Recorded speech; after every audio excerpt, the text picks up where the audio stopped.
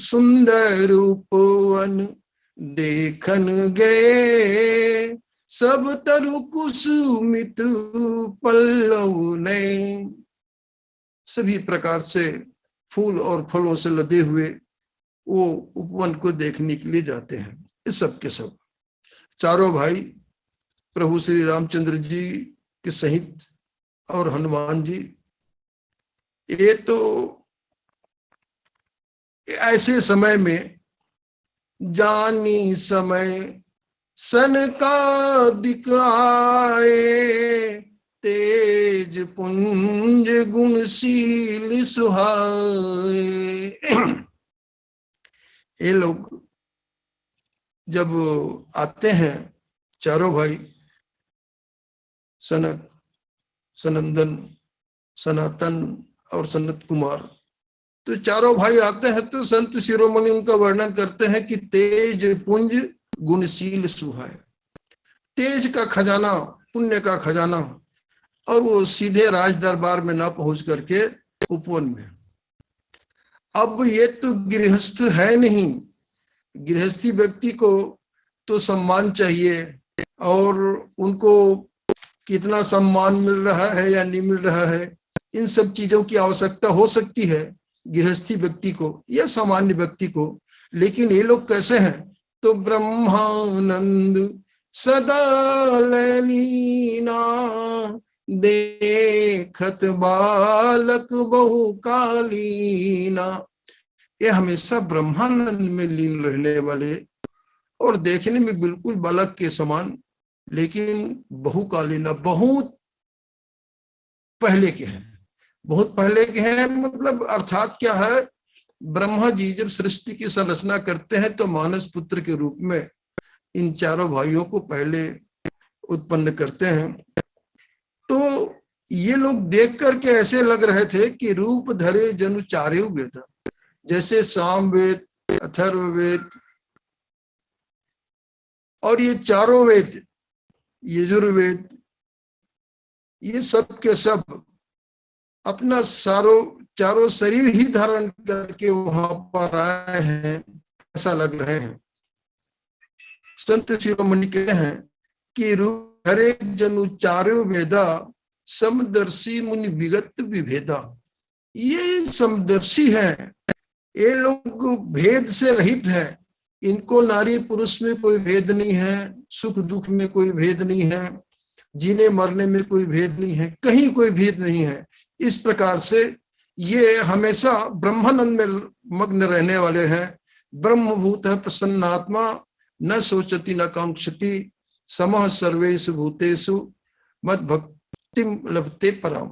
और ऐसा व्यक्ति ही, गीता में भगवान कृष्ण कहते हैं कि ऐसा व्यक्ति ही मेरी भक्ति को प्राप्त कर सकता है। और वास्तव में दूसरी भाषा और ये भी है कि ये लोग गृहस्थाश्रम के व्यवहार को कुछ भी नहीं जानते, और गृहस्थाश्रम के व्यवहार से कुछ लेना देना नहीं है। सुख दुख समय कृत्वा लाभा लाभो जय जो, सुख और दुख सब में सब भाव से रहने वाले हैं। तो भगवान कृष्ण यही कहते हैं, ततो युद्धाय युजस्व नैवं पापम अवाप्यसे। और तुम यदि अर्जुन को कहते हैं भगवान कि तुम यदि सुख और दुख सब में समभाव से रहोगे तो न तुमको पाप लगेगा न कुछ भी नहीं लगेगा। इस प्रकार से भाव, तो ये विगत विभेदा, ये भेद से रहित है, इनको किसी चीज में भेद मालूम ही नहीं होता। और ये लोग आए कहां से हैं? तो संत शिरोमणि कहते हैं कि ये लोगों का आशा बसन व्यसन यह तिन्ही रघुपति चरित्र हो सुनहि। इन लोगों का तो आशा वही है, इन लोग का वस्त्र वही है, इन लोग की जो व्यसन है, ये जो धंधा है वही है। क्या है कि रघुपति चरित्र हो हितः सुनहि, और कुंभज ऋषि के आश्रम से भगवान श्री रामचंद्र जी की ही कथा को सुनकर के आ रहे हैं। बहुत आश्चर्य की बात लगती है क्या कि देखी राम मुनि आवत दंडवत कीन, स्वागत पूछ पीत पट, प्रभु बैठन कह दीन। और बहुत से महात्मा लोग आते थे, देवता गण भी आते, लेकिन प्रभु इतना सम्मान किसी को नहीं करते थे। भगवान को दंड प्रणाम करते हैं और दंडवत प्रणाम करके उनका स्वागत पूछ करके अपने पहने हुए अधोवस्त्र को, जो पीतांबर को, उनके आसन में बिछा देते हैं और उनको वहां बैठे आग्रह करते हैं। लगता है इतना सम्मान सरकाधिकों का हुआ है। तो और सम्मान होने के बाद भगवान क्या कहते हैं कि आप धन्य मैं धन्य मुनीसा, तुम्हें दर्श जाहिए।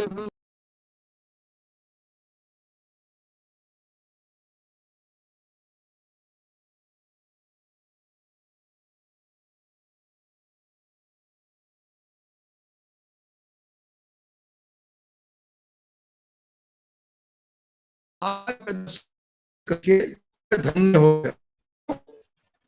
भगवान पर रामचरितमानस में चाहे जितनी भी बात लिखी गई हो, तो संत शिरोमणि गोस्वामी तुलसी जी के दिमाग, उनके मन और बुद्धि की उपज ना मान करके हम उनको इस रूप में स्वीकार करें कि भगवान अपने ही गुणानुवाद को संत गोस्वामी तुलसीदास जी के कलम में बैठ करके क्या लिखवाना चाहते हैं उसी प्रकार से लिखे हैं, बाकी जीव के सामर्थ्य की बात नहीं है।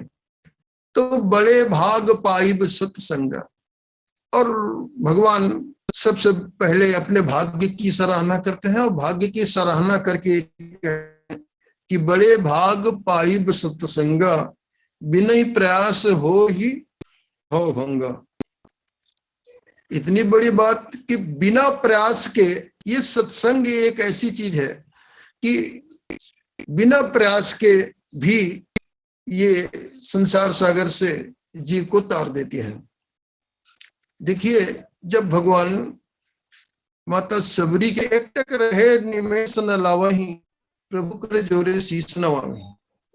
एक टक हो करके भगवान के मुखारबिंद को देख रहे हैं और भगवान के मुखारबिंद को देख रहे हैं, निमेष न लावही। अब भगवान हाथ जोड़े उनके सामने खड़े हैं।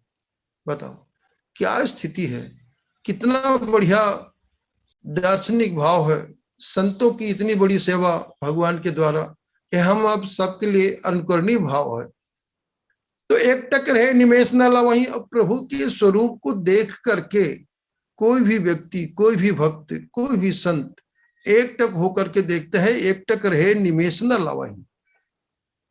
देखिए, मनु शत्रुपा भी देखते हैं तो तृप्ति न माने ही मनु शत्रुपा, संत शिरोमणि लिखते हैं कि मनु और शत्रुपा के मन में संतृप्त नहीं हो रहा है कि कितना देर तक के देखें और देखते रहें, ऐसा उनके मन में भाव बार बार जागृत हो रहा है।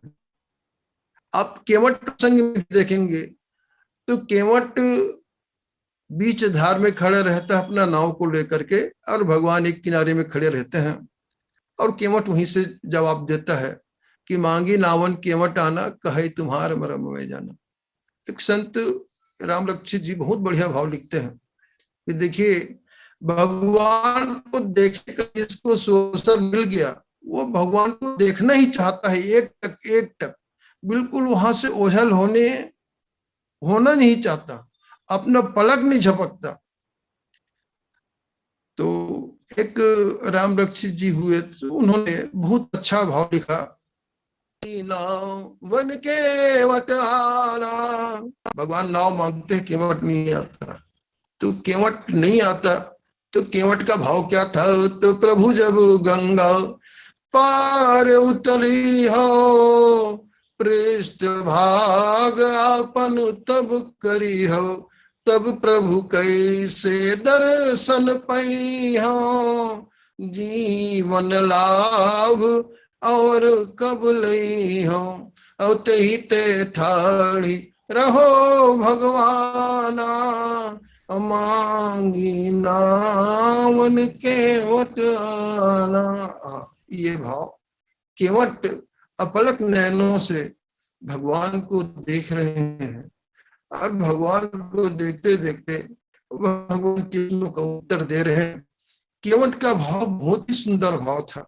केवट और अंत में कहता है कि प्रभु जब यहाँ अकेले आते तो क्या यूं ही खड़े रह जाते, बामन सब प्रभु पैर बढ़ाते, पार तुरंत हो जाते, तब प्रभु कैसे दर्शन पैते हो, जीवन लाभ और कब ले हम, तही ते ठाड़ी रहो भगवाना, मांगी नावन केवट आना। भगवान को देख लेने के बाद एक टक सबके सब एक टक रहे, निमेश न लावही, प्रभु कर जोड़े शीश नवा। भगवान हाथ जोड़े खड़े हैं। अब भगवान के सामने भक्त, तो भगवान हारते किससे है? भक्त से ही तो हारते हैं, बाकी से तो उनको हारने का कोई भाव ही नहीं है। तो एक टक रह करके भगवान के स्वरूप को अवलोकन कर रहे हैं। और भगवान जब उनको पीताम्बरी, अपना अधोवस्त्र जो रखे थे भगवान, उनको उनके आसन में बिठा देते हैं। तो बैठ करके फिर बैठने के बाद उनसे कुशलता पूछते हैं। कुशलता पूछने के बाद ये जो सनकादिक ऋषि हैं, भगवान का स्तुतिकार से प्रभु धर्म से, तो धर्म को धारण करने वाले, धर्म की धुरी को धारण करने वाले हैं भगवान, और भगवान उनकी रक्षा करते हैं। और रक्षा के लिए ही भगवान का अवतार होता है। यदा यदा हि धर्मस्य ग्लानिर्भवति भारत अभ्युत्थानम अधर्मस्य तदात्मानं सृजाम्यहम्। धर्म की स्थापना के लिए ही प्रभु का अवतार होता है। और भगवान के अवतार के जो कारण गिनाए गए हैं रामचरितमानस में, जो 5 कारण है, प्रताप भानु की कथा है, जालंधर की कथा है, देवर्षि नारद की कथा है और जय विजय की कथा है। तो 4 कथा तो श्राप की है और मात्र एक ही कथा ऐसी है जो वरदान की है, मनु और शत्रुपा की कथा। तो मनु शत्रुपा को वरदान दिए थे, इस कारण भगवान का अवतार हुआ। नारद ने श्राप दिया इसलिए भगवान का अवतार हुआ। वृंदा ने श्राप दिया इसलिए भगवान का अवतार हुआ। प्रताप भानु को श्राप मिला इसलिए भगवान का अवतार हुआ। और जय और विजय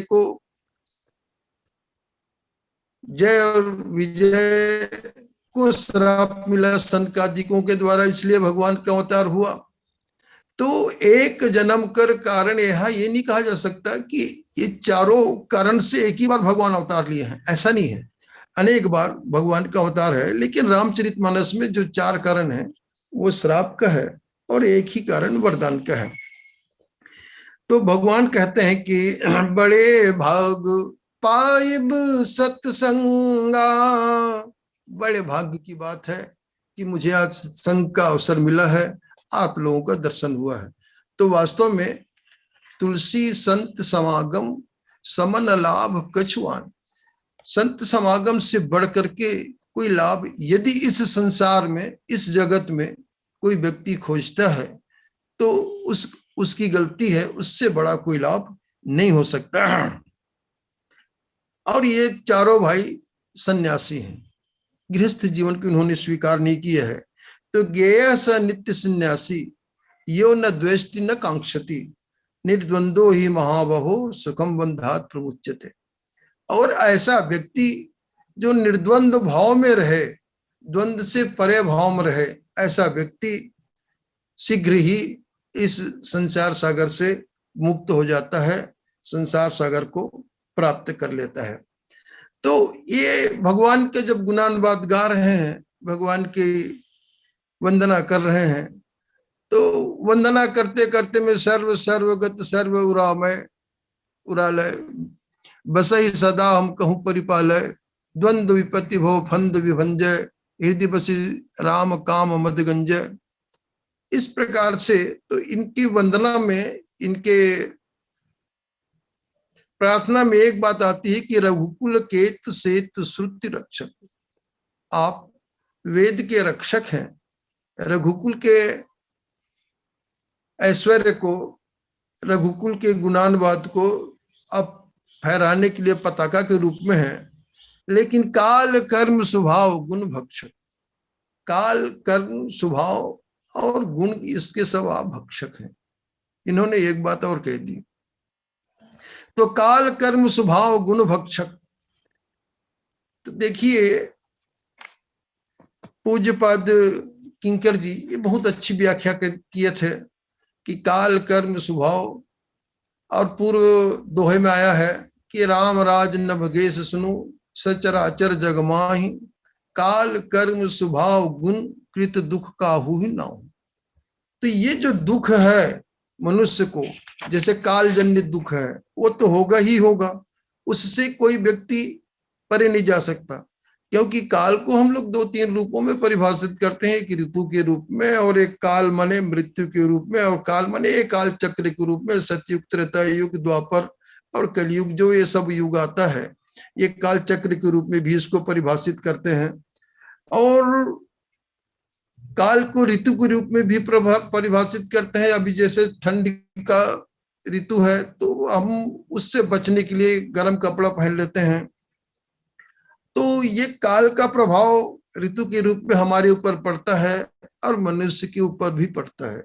और ये जो दूसरी परिभाषा इसकी मृत्यु के रूप में है, तो जिस प्रकार से जीव दिन और रात, सुख और दुख, इन जितने द्वंद्व भाव है उसको समान या सहज रूप में स्वीकार कर लेता है, लेकिन मृत्यु को इतना जल्दी और इतना सहज रूप में वो स्वीकार नहीं कर पाता। व्यक्ति चाहे अथवा ना चाहे, ये प्रत्येक जीव की मृत्यु निश्चित रूप से है। अब वैसे भी 7 चिरजीवी है, अश्वस्थामा बलिर्व्यासो हनुमान से विभीषण कृपा परशुराम से वो सप्तैते चिरजीविना। ये 7 चिरजीवी है। 8वां एक और है, सप्तेतान संस्मरेत नित्यम अष्टमम मार्कंडेयम अष्टमम।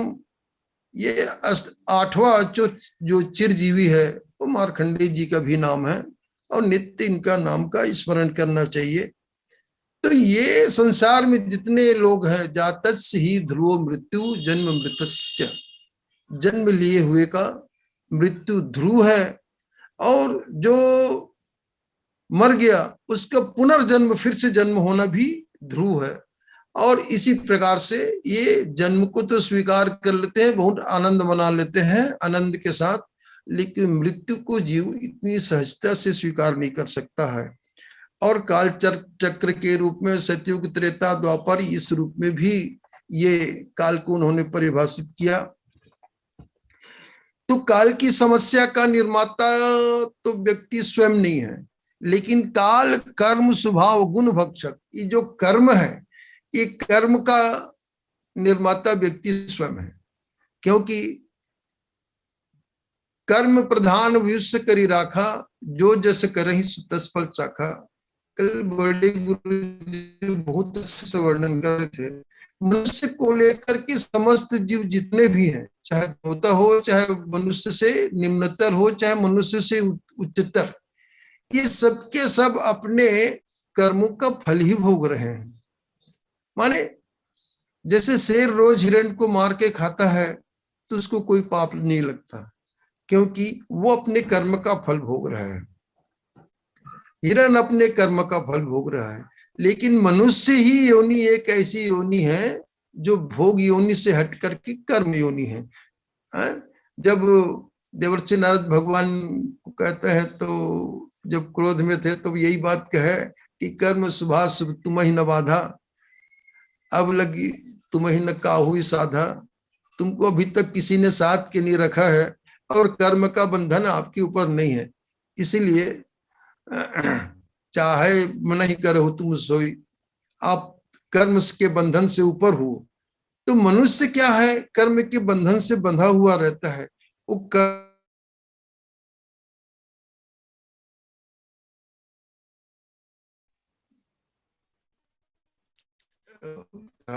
वह कर्म करने के लिए मनुष्य स्वतंत्र है, लेकिन फल भोगने के लिए वो स्वतंत्र नहीं है। फल निश्चित रूप से उसको मिलेगा, लेकिन कब मिलेगा, तो ये भगवान कहते हैं कि शुभ अरु अशुभ कर्म अनुहारी, देत ईस फल हृदय विचारी। तो काल का निर्माता तो व्यक्ति स्वयं नहीं है, लेकिन कर्म का निर्माता निश्चित रूप से वो है, क्योंकि व्यक्ति स्वयं कर्म करके उसके द्वारा उत्पन्न होने वाले परिणाम को स्वयं भोगने के लिए बाध्य है। और ऐसे कर्म को भी तीन प्रकार से बांटा गया है, संचित, क्रियमाण और प्रारब्ध। ये संचित का ही कुछ, संचित माने हमारे कई जन्म जन्मांतर से किए गए जो संचित कर्म है, इकट्ठा हो गए रहते हैं, उसमें से कुछ जिसको भी इस जन्म में भोगना है, वो प्रारब्ध माने वो संचित में से जो परिपक्व कर्म है, परिपक्व फल के रूप में है, वो हमें प्राप्त होता है, उसको हम लोग प्रारब्ध कहते हैं। संचित, क्रियमाण और प्रारब्ध, ये तीन प्रकार के कर्म बताए गए हैं। तो कर्म का बंधन मनुष्य को निश्चित रूप से है, और उसका फल भोगने के लिए वो स्वयं रहना चाहिए उसको। तो काल कर्म स्वभाव गुण भक्षक, ये स्वभाव क्या है? व्यक्ति हम लोग कह देते हैं कि वो अपने स्वभाव से ही दुख पाता है, तो ऐसा नहीं है, इसको स्वभाव नहीं कहते हैं। स्वभाव ये है कि प्राय देखा जाता है कि एक ही प्रकार की जो घटनाएं भिन्न भिन्न व्यक्तियों के ऊपर आता है, तो भिन्न भिन्न व्यक्ति उसको अपने अपने अलग अलग भाव से लेता है। जैसे किसी व्यक्ति को रोज कोर्ट जाना पड़ता है 2 दिन 4 दिन में, तो इतना अभ्यस्त हो जाता है कि उसके ऊपर 107-17 का केस मान लो लग चल भी रहा है, तो वो उसको बिल्कुल सहजता से स्वीकार कर लेता है।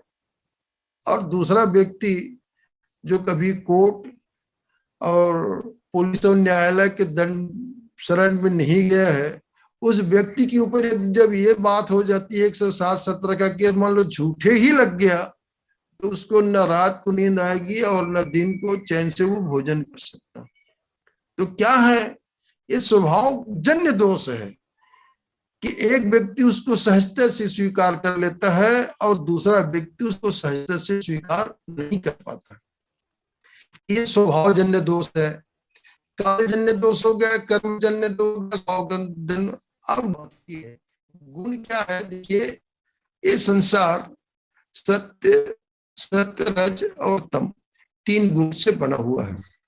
तो सतोगुण जब व्यक्ति के पास होना चाहिए, उस समय व्यक्ति के पास सतोगुण नहीं रह सकता। कि जब भगवान की कथा सुन रहे हैं या भगवान की कथा सुनने के लिए जाते हैं, उस समय हमारे पास सतोगुण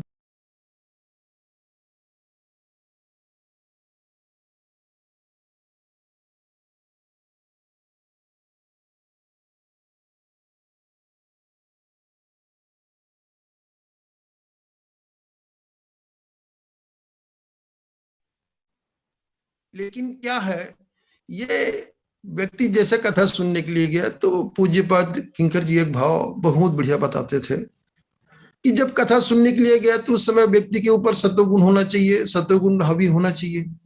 लेकिन सत्वगुण हावी ना होकर के वो सोचता है क्या जी बढ़िया, अच्छा बैठने की व्यवस्था नहीं है, कहीं पंखा नहीं लगा है, कि गर्मी नहीं है, गर्मी लग रही है, हमारा यथोचित सम्मान नहीं हुआ, ऐसा ये सब रजोगुण प्रबल हो जाता है। इस कारण से वो व्यक्ति दुख को प्राप्त करता है।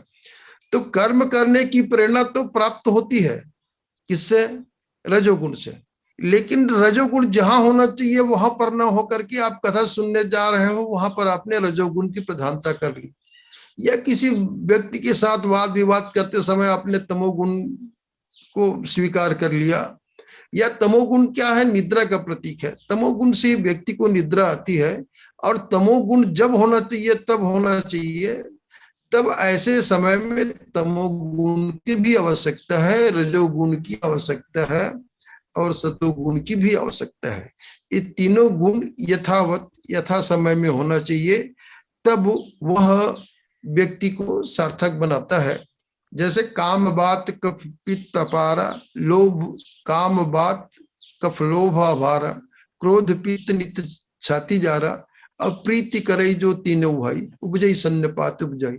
ये प्रीति करई जो तीनों भाई का अभिप्राय क्या हुआ कि जो बात नाड़ी है, पित्त नाड़ी है और कफ नाड़ी, तीनों नाड़ी अलग अलग चलती है, और किसी में असंतुष्टि रहता है, किसी में जो चलने की जो उसकी गति है असामान्य रहती है, तो उसका उसका दोष माना जाता है। लेकिन प्रीति करे जो तीनों भाई यदि एक साथ चल गए, का में बात नाड़ी, पित्त नाड़ी और कफ नाड़ी तीनों एक साथ चल गया, इसका मतलब यह है कि उसको सन्निपात माने घोर सर्दी होने की, सर्दी हो गया है, और उपजई सन्निपात दुखदाई, सन्निपात हो सकता है। तो उसी प्रकार से ये जो तीनों गुण हैं, सत्वगुण, रजोगुण और तमोगुण, तीनों की जीवन में आवश्यकता है। तीनों का जीवन में स्वीकार करना चाहिए, और यथावत जब जहां जैसा होना चाहिए तभी ठीक है, अन्यथा ये दोष को परिणाम में देगा। और इतना कह करके अपनी वाणी को विराम। बोलिए भक्तवत्सल भगवान की जय।